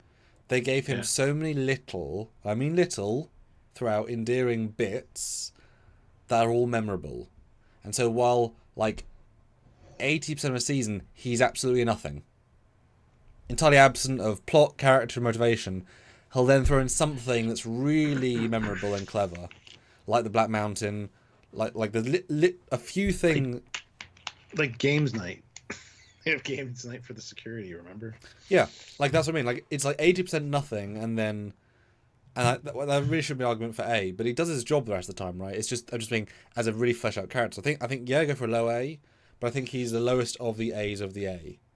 If you're looking at like character potential, I would want to see more with the lady than him. But I've been watching flashbacks from him than her. Yeah. So yeah. Yeah. I mean, he would be. I mean, it'd be a weird look to do, of course. He'd be an amazing bring it back into live action and then do flashbacks and get like a younger version of the character of the actor. You could do a lot of stuff with him, and as we always say, and use the canon. I don't know why they didn't do more flashbacks of DS9, Dominion, all these different things. They could have flashbacked him with dark hair and been in the universe because he's a legacy character who's old enough to be in them. Whereas Ransom, he wouldn't be in any place central in those areas necessarily. Indeed. I like it. All right. Next up, we've got Little People Pets with $5. Thanks so much. Vice Admiral Buenamigo. Not so good a friend after all. Well, the Badmiral. You need a Badmiral in Star Trek. Yeah. I mean, I think it was great. Seeing just the name alone was good. Yeah, good we will not forget Buenamigo, which says a good name. But yeah, you need your Badmirals to cause the problems. And I like this guy at first. And you didn't necessarily think he was going to show up again, but then he did. And I love the whole Texas fleet, or the Texas class ships, his whole plan there. And then he gets, his death was amazing. Just looking out his office window and he gets blasted. Yeah. It would have been better if there was more of a build up to it, like we had seen him a few more times before this. It's kind of been like a little more of a punch to it, but I don't know. Yeah, there's not much else to say. There's just the name is so ironic, and that's the point. Yeah, he's a very successful character because you set up the backstory of his darker past with Rutherford, which is a twist, but it's set up even though it's a twist later, so that's good. Yeah. Which adds TNG lore, so we've been doing dodgy things for a while, but as with a lot of things, is it dodgy at the time? Do they think it's dodgy? That guy was dead. We're going to help him bring him back and do this and this. Well, I guess they blew up for his research. Anyway, maybe, who knows? But also, you can do... I don't not believe, so I do believe, that everything he's doing is for the Federation. So he's not the Badmiral in that he's trying to do harm to people. He's just going that one step further, and it goes horribly wrong. It's the villain syndrome. The best villains don't think they're doing anything wrong. They think they're doing the right things for the right reasons, and they might have to break some rules along the way to get there. So that's a perfect villain, honestly. It just makes the Picard season 3 look a bit more laughable. Yeah, I know. Because this is a real bad thing that happened, and the Star Place and okay, whatever. But the fact he's so chill and friendly, and you could totally picture yourself like going to a baseball game with this guy and having drinks after. Oh yeah, like he's just some guy who happens to be an admiral, and that's what makes it. I didn't remember a cigar. That's very Rios. Yeah, very Rios of him. And I mean, come on, any time you utilize a M5 computer art design, all that stuff, it's like, yes, use the canon. Not what's not as bad as one M5, 3 M5s. They're more powerful. But is he a bit flat in what he does around the badness?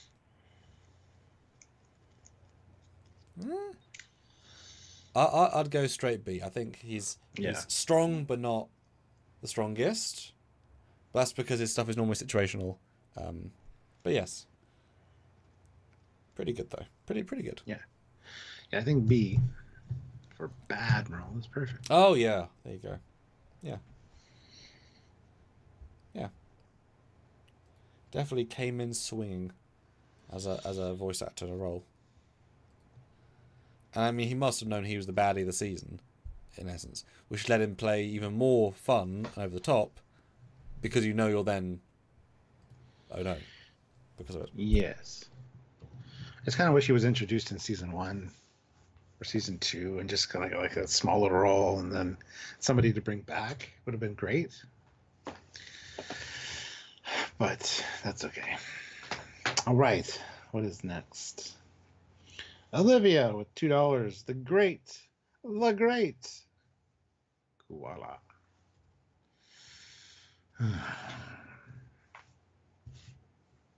Oh my God.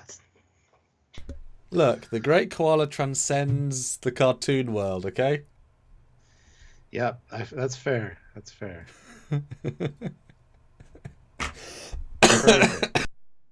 Such a stupid goddamn concept. I don't know why this is a thing. Sam loves it. I think it's kind of stupid. And it's, to be fair, in every episode, at least at the beginning, had a video game created after it. Got to hang out with Badgey. And he appears in one of my fan films. And he sends you, motherfucker, into the future. More reason to hate him. That's cool. He sends me to the future. Isn't that crazy though? That this prick put you in the future. Yeah, very odd one because it's. Why do you love the koala so much? Oh, I mean, love's maybe the wrong word. It's just he's such a bright, interesting concept. The way they handle it in the episode, it's so random, but it has an artistry to it. Koalas are just lovely in general. Yeah. And the fact that it becomes throughout the seasons, a gentle yet constant joke. It's never played too far, but it's always there, and it always plays back in the same way. So you know it's backing itself up in terms of quality. And just the idea of the koala is behind the universe looking at us. It's space. It's just an alien, right? It's just a giant space alien that happens to have a koala's face, but it's. And Mr. Captain 93 just got here. No Bradward, no Beckett. Well, we don't make the choices. You guys do. We've already said there's main cast, guys. But we're down to the last 18 minutes. Guys, so if you want to super chat in one of those characters, that'd be awesome. In fact, let's start a new goal. 10 more. We've got half an hour. Oh, we haven't got 20 minutes. 15 minutes. Let's do 10 of 2 or higher. So let's go.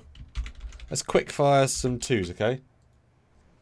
Now, $2 super chats. Call in some characters. Let's do 10. Quick fire 10. All right, where do you want to place the Great Koala? I mean, it should be S tier because it's the Great Koala, right? No. Oh. I mean, I think B certainly, at least because of strength of zeitgeist. I mean, it's no Badgey in terms of having the visual, but it's such a talking point, at parties, and you can make 1,000 jokes with them. Sure. Perfect.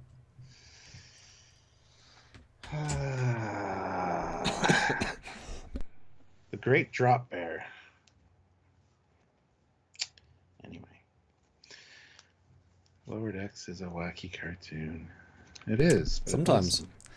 It also had dramatic, Kieran Reese and Shaxs war story things. Yeah, they had some serious subjects. But I did have him prep. We mentioned earlier. Look at Keishon for a second, who was a big trailer element. Big trailer character. Great. First cat boots. Ha. That's for 1. Want 9 more. Quick fire. Go, guys. Go. Keishon. Don't think it's that successful in the grand scheme. Didn't use him very much. Amazing idea. Great dialogue.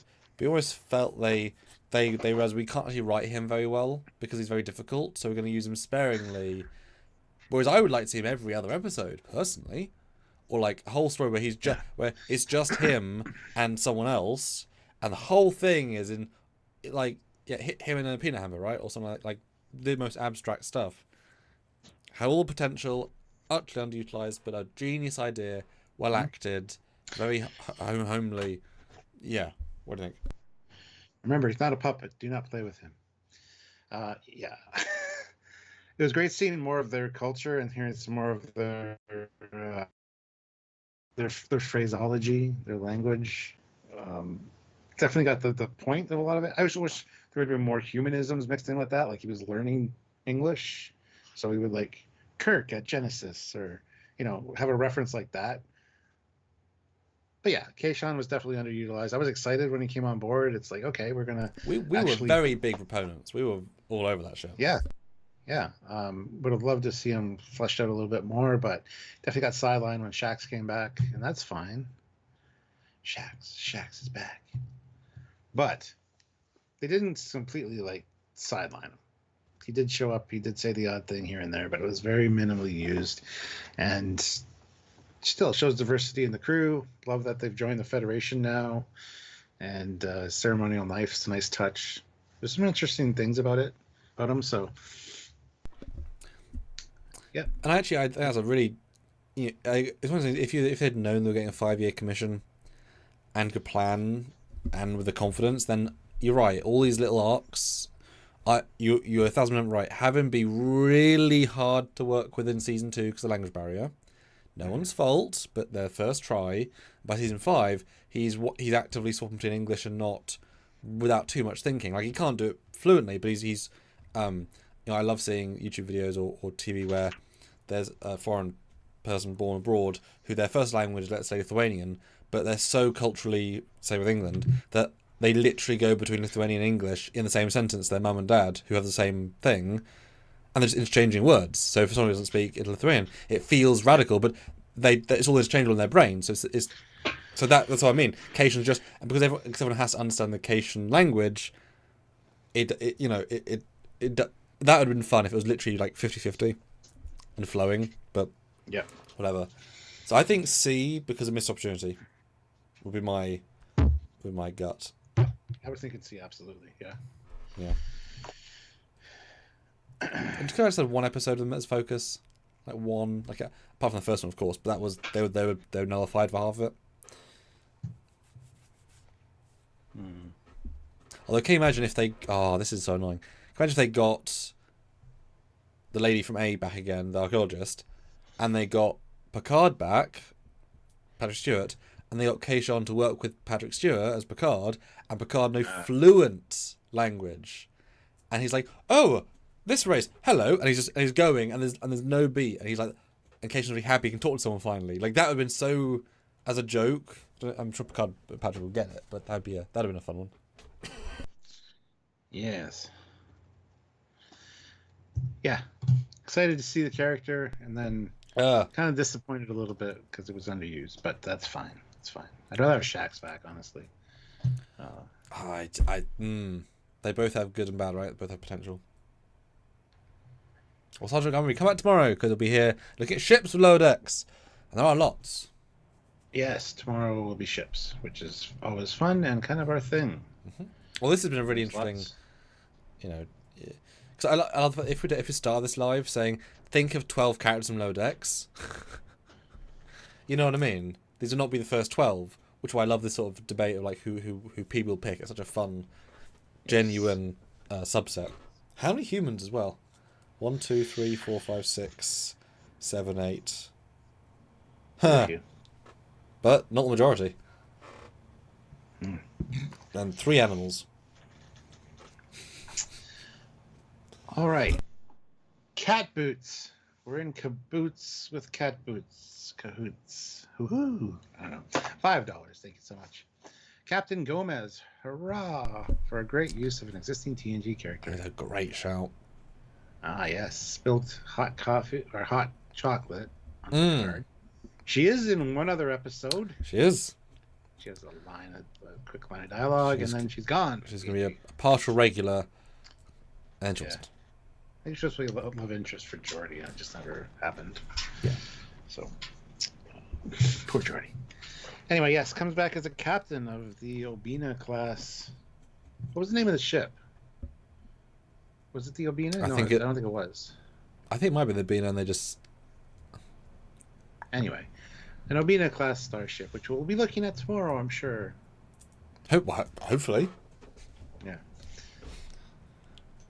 it was an interesting callback, honestly, to see somebody that spilled hot chocolate on Picard make it to captain. Cool. Ahead of Congrats Kim. to her. Yes. But she is younger than Kim. And got on the flagship. Like, Voyager being great, but if you can get on the flagship, you've already got higher scores than Kim, who got on one of the lead science vessels. You know, it's at... yeah. And also engineering. I think engineer, you can prove yourself more easily than science. You have to discover stuff in science, but you could... You know what I mean? I think you could probably raise an engineer quicker. Which is another example of engineer turned captain. So, had to do one track to get to the other. Yeah. So no, it was a good deep cut, and that's what Mike, Archimedes. Well. Oh, the ship. Oh yes, the USS Archimedes. Well done, good shout. Thank you, Mike. Thank you. Yeah, I mean, I love when they bring characters like this back, and you kind of learn where that character had gone. It's great to actually get a, and she was back too, the actress as well for the part, which is fantastic. So. It's one of those things that we as the universe will stop having as ability in 15 to 20 years or 20 to 30 years, where we can't bring back random actors from an episode of a TV show decades ago and them, because it's fine to bring back or bring in Chris Pine as Kirk. He'll never be Kirk, he'll be Chris Pine as Kirk. It's just a distinction. So to see the actual actress who lived that role, as little as it was, to re-experience it as we knew, even though it sound like themselves, which we often hear that they're older, it's so real. If Gomez came back in 40 years, played someone the lady, it's like, oh, cool. But it wouldn't have the resonance because it can't, right? So this is the chance, and Lodex did this a few times, of course, and it really elevates the show because you would never think to bring back Gomez, but someone did, and it's great, and she's really good in it. I mean, she might be a normal captain, but that's also nice. She doesn't need to be the same ridiculous. I can't remember anything she did per se, apart from remember looking at the bridge locks. I really analysed the hell of that bridge. It was a purple bridge. Yeah, it was the purple one, I believe. It was a bit It looked weird. good. It looked good. With a skylight, giant Edwards D style window. She had the big delta on the bottom of her ship. Yep. Well, Mike made her have it, let's say that. Don't know if it was her choice. But she was, I don't think she stood out too much, but she was also solid, no complaints. So where does that rank her then? C. Yeah, I think 100%. A wonderfully respectful C, though. And everyone in C is in C for different reasons. I see what you did there. Yeah. All right, final 3 minutes, guys. Any last quick fire person or personage? Really interesting. Really, really interesting. Yeah. No main... Oh, we've got 3 bridge crew now. But yeah, no Mariner, no Bradwood, no Tendi, no other Tendi, no Rutherford, no other Rutherford, no evil Rutherford, no android Rutherford, Miglamo. no Miglamo. No Sam Witwer playing Connoisseur. Because Sam Witwer played one of the 2 chef people, I think. That and a Klingon in the season. Which is crazy. No Quark. Quark was there. I teased in thumbnail and no one bit for that. I know. Not Peter parents, you could have put them in. Really important characters. Peanut Hamper's love interest, the bird guy. Can't remember. With Zabs, if I recall. Anyway, yeah, so a few more minutes, guys. So if anybody wants to drop one in, $2 super chat, whatever, just a couple $2 ones we can quick fire. Would be awesome. But I feel like I learned some stuff. That they are kind of across the board. But yeah, overall, I mean, even C's we like all of them.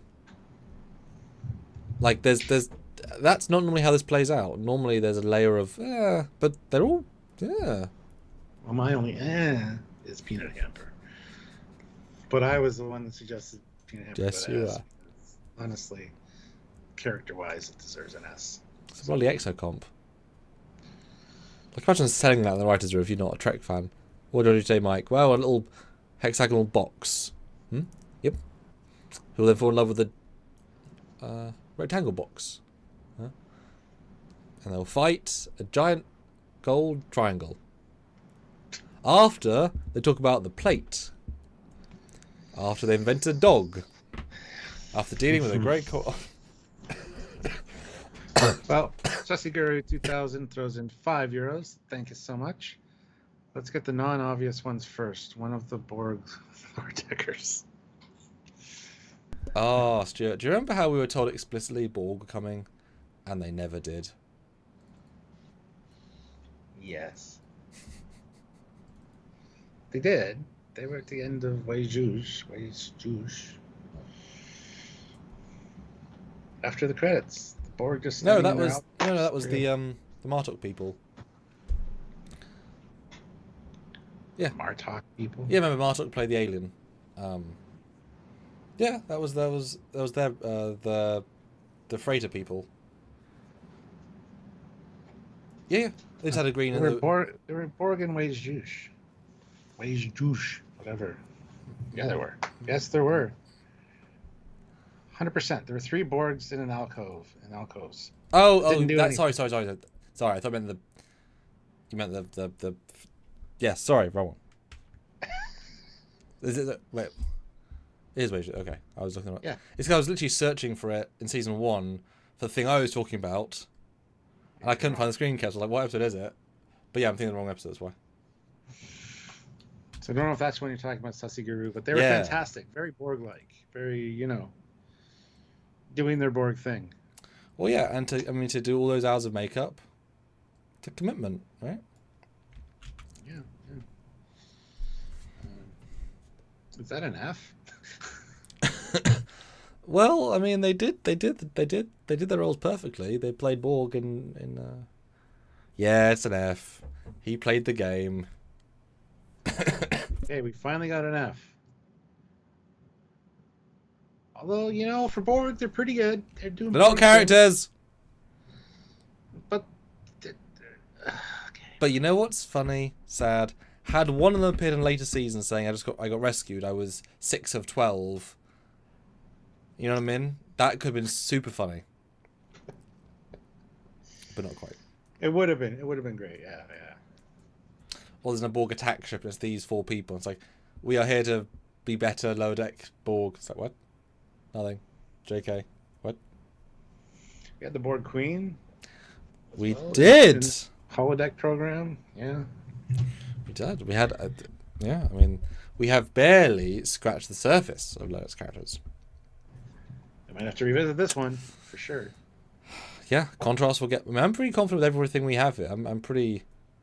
So it has a pretty solid. But yeah, start putting some more legacy, heroes in. Indeed. Yeah. Anyway, while we're closing out here, let's end this poll. We have 41 votes. Are you going to join our Section 31 Drunk Yards review this Sunday, the 26th? Sunday. About 3 hours, because it's going to be our normal review format where we go through scene by scene, break it down, talk about the good, the bad, the ugly. But it's a movie.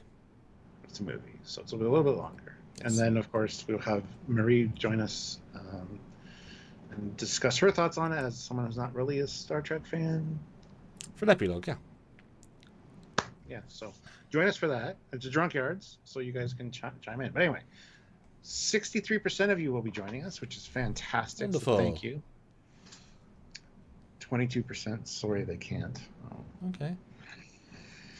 And then 15% are sorry, don't want to, no offense. Well, I take great offense to that. We are fun to hang out with. You can talk Star Trek with us. You can talk about anything. It'll be great. But whatever. You got other things to do. That's fine. No, it's fine. And it's amazing because you literally have the power to interrupt anything we're doing at any point by super chatting in. That's a power. We listen to you that much. Right? Yeah. It's a real power. And Wesley Healy says, watching the AI Kirk interviews at Christmas was top class up there. AI Kirk. Sam Witwer. Yes, it was great. We do try. Yeah, really fun interview. Learned a lot. Beautiful. And we have more interviews coming. We got a lot from Vegas, which will be released at some point, and they're really good. So I'm looking forward to you guys seeing those. So, yeah. Anyway, we'll end it there. Thank you guys for watching. We'll be revisiting this Lower Decks character thing at some point. But tomorrow, come back because we're going to be talking about ships. Heroes Choice ships for Lord X. There's lots of new ones. You want to hear our thoughts. Indeed. Until then, he is Commander Kaki. He's Catafoli.